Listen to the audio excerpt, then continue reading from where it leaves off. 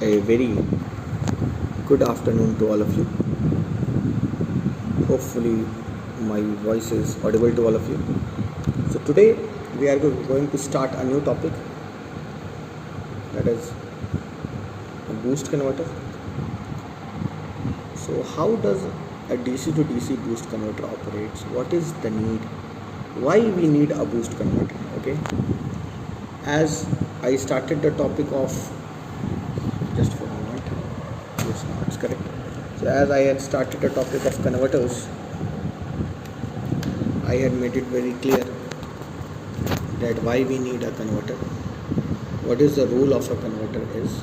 Okay. Basically, a boost converter is there for boosting of voltage. It means it will increase the voltage level. That's why we need a boost converter. For the increase of voltage level, a boost converter is required. Are you getting it? I think I'm quite clear at this point. So when the input level is Vs, with the help of LSD, do remember this LSD. LSD is a very popular thing. That is inductor, switch and diode. Inductor, switch and diode, and these three are again forming the canonical switch, and these are connected across the capacitor and load. This is nothing but our boost converter. I think it is quite visible. Okay. Now,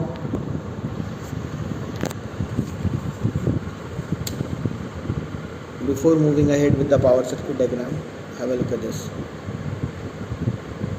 This is your source voltage, this is your load voltage. Okay. What can happen is that at the load terminal we can have a DC battery bank. Yes, we can have a DC battery bank in which, suppose at the source end there is a solar power plant. Okay. Now this solar power plant can dump its excess energy. Suppose this point. Before we have a look at this. Wait a minute, I will draw like this. This is it. Is it clear? At this point, we can attach a common bus like this, and here we can connect a load. Okay, and via this interface, in this interface can be used, yes, this part can be used for transfer of energy from this source to the load. Is it clear? Yes, it is clear. Now what will happen?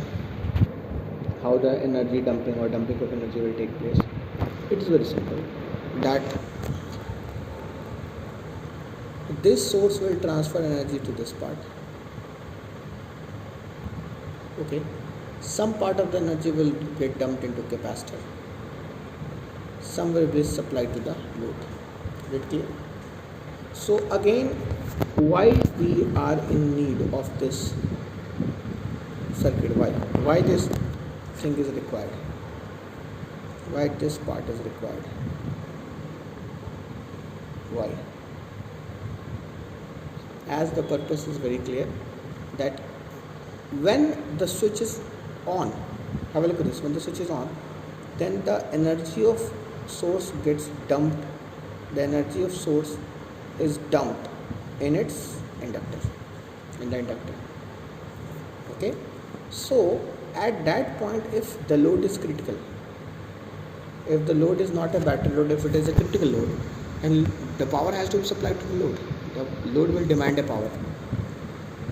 So which element will supply power to the load? Which part? Obviously the capacitor will supply power to the load. The capacitor will directly discharge from this part. I will use this thing. Now it is clear. Yes, good. So the capacitor will supply power to the load. I think I am quite clear here. This point. Okay. The capacitor will supply power to load when the source is short circuited through the, I cannot use the term short circuit, I can say that when the source is connected via the source. Now when this is open circuited, when the source is open circuited, then obviously directly the source will supply power to the load. I think till this point I am quite clear. Okay, so now again there is a capacitor, there is an inductor, and a volt second balance and ampere second balance will hold.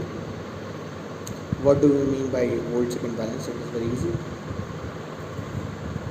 As the current through the inductor is, okay, I will give you 10 seconds, just guess what will be the value of current through L. What can be the value of L? It will be of periodic nature. Yes, definitely, because when the switch is connected and the inductor is storing energy, is it clear? The energy is being stored in inductor. Okay, and when it is short circuited, then the inductor is supplying energy. Okay, so in one period the inductor is storing energy, in the other period it is dissipating energy. Okay, so this was what is required, or I can say this is what is basically required.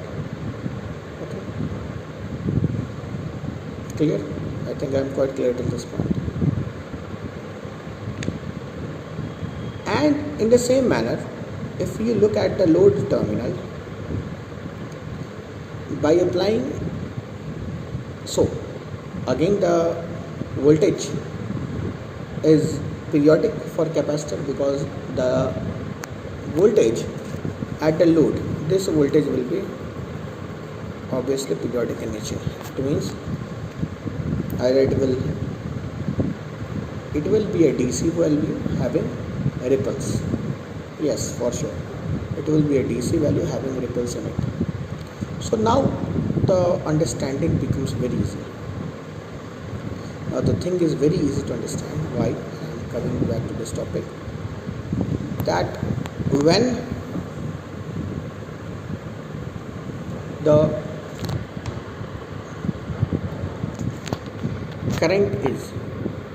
current is being dissipated in the voltage, when the current is being dissipated in the capacitor, dumped into the capacitor, okay, subsequently this current will be dumped into the capacitor and some current will go into the load. Okay, are you getting it clearly? So we will apply two things. Ampere second balance will be applied to the inductor, and volt second balance will be applied to the capacitor. Is it clear? The two things are, I think, quite clear, that ampere second balance is applied to the inductor, and volt second balance will be applied to the inductor, and ampere second balance will be applied to capacitor.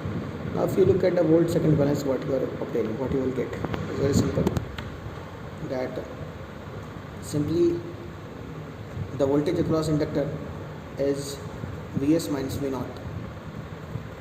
Vs minus V naught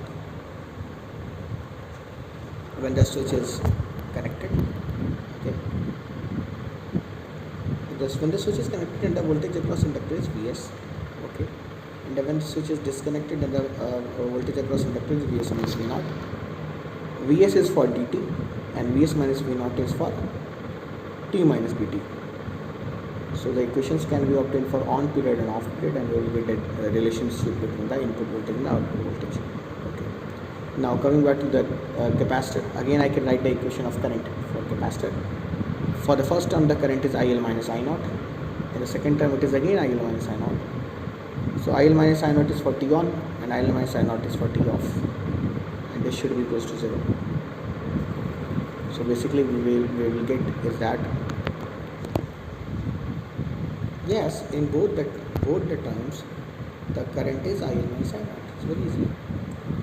Okay, so what you will get is that